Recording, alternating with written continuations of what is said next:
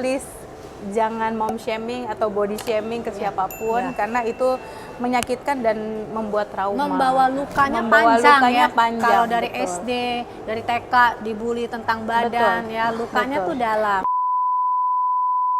Sudah bersama kita Mbak Vicky Shu, penyanyi Indonesia. Mbak Vicky, aku mau nanya, ini masih baru melahirkan ya pemirsa, jadi udah hebat banget, baru melahirkan berapa bulan turun sampai belasan kilo. On the way untuk turun lagi. Betul. Nah, berarti Mbak orang yang peduli akan kerampingan tubuh. Kenapa mesti merawat tubuh perempuan itu?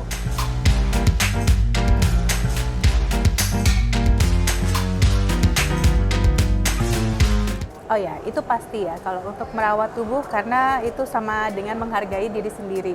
Menghargai diri sendiri supaya lebih, sebetulnya tujuan awalnya sih lebih ke sehat dan fit. Karena kalau kita sehat dan fit, otomatis tubuh akan terlihat lebih langsing. Terus juga orang lihatnya pasti senang juga kan, suami. Terus kita dalam mengurus anak juga enak gerakannya. Kalau berat badannya terlalu banyak, mobilitas ya. Jadi mobilitas jadi lebih nyaman aja. Beban sih. Bawa anak berat, badan berat. Nggak engap ya. Mau lari-lari mau apa kayaknya lebih enak. Jadi tujuan utamanya yang pasti sehat. Sehat karena apalagi anak masih kecil baru lahir butuh orang tua, kita nggak mau sakit-sakitan. Tetapi kan juga Mbak tahu bahwa di Indonesia merasa kurus itu adalah standar kecantikan badan. Anda sepaham atau tidak? Tidak sih, tidak sepaham, dan saya sangat concern dengan mom shaming, body shaming, segala sesuatunya. Karena sebetulnya itulah yang paling penting adalah sehat. Bentuk tubuh setiap orang tuh berbeda ya. Dari zaman dulu mau beratnya kurus, misalnya saya bentuk pipinya cabi, badan tubuh atas besar, jadi orang selalu berpikiran gendut. Apple shape ya. Iya, tapi ada orang yang misalnya tidak nyaman karena bagian bawahnya lebih terlihat lebih besar gitu. Jadi bukan patokan sih, bukan patokan. Dan harus diingat bahwa please jangan mom shaming atau body shaming ke siapapun karena itu menyakitkan dan membuat trauma. Membawa lukanya panjang. Kalau dari SD, dari TK dibully tentang badan lukanya tuh dalam. Lukanya dalam dan bisa menyebabkan gangguan kejiwaan juga. Saya pernah ngalamin sendiri jujur. Ini mungkin topik yang menarik ya. Dulu pernah diet sangat-sangat tidak sehat dengan obat diet, obat dietnya nggak cuma satu jenis, dan itu bikin terkena penyakit yang ya lumayan akut ya, tidak baik ya, lambungnya kena, terus juga mentalnya juga kena, karena aku hampir pernah menjadi seorang bulimia juga gitu, karena terbuli. Dulu aku dari kecil gendut. Agak montok. Memang dari kecil gendut, setelah itu sadar akhirnya dietnya hanya dengan olahraga.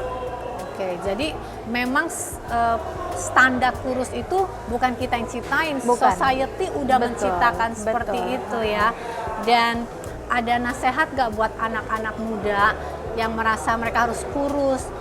Tolong beritahu bahwa beauty seperti apa, dan setiap beauty itu ada pasarnya masing-masing, ada orang seneng masing-masing ya.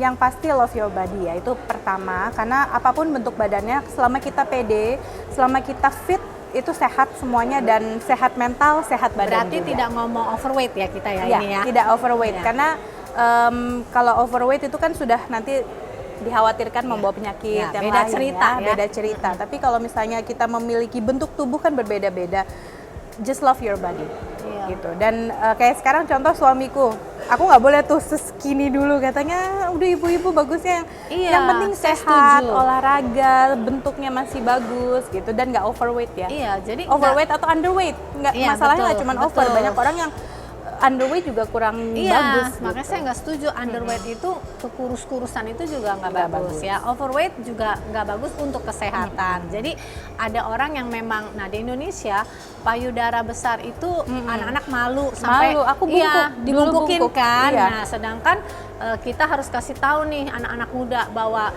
breast implant adalah plastik yang dicari, plastik sejuta yang dicari-cari orang. Berarti itu adalah aset, nggak usah malu ya. Seharusnya ya. Tapi dulu awal-awal bikin nggak pede karena kesannya tuh oh gimana ya, padahal ya ternyata dicari. Berarti masyarakat mesti berubah cara bicaranya ke orang lain ya. Apa yang kita omong kita menyakiti orang lain.